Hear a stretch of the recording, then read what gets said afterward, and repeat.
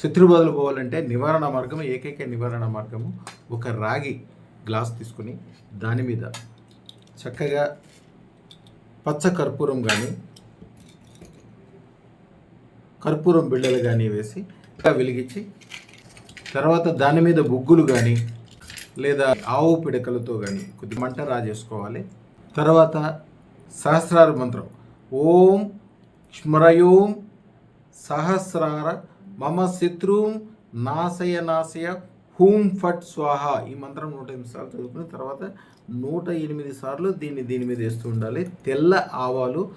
శత్రువులు అప్పటికప్పుడే నశించిపోతారు. శత్రువులు అంటే మనకుండే శత్రువులు, మనకు ఉండే బ్యాడ్ అలవాట్లు కావచ్చు, టైం కలిసి రాకపోవడం కావచ్చు, చెడు కావచ్చు, అన్నీ ఏదైతే మనం చెడుగా భావిస్తామో అన్నిటిని కూడా సహస్రార హూం ఫట్ అనే మంత్రం, అది అద్భుతమైన మంత్రము.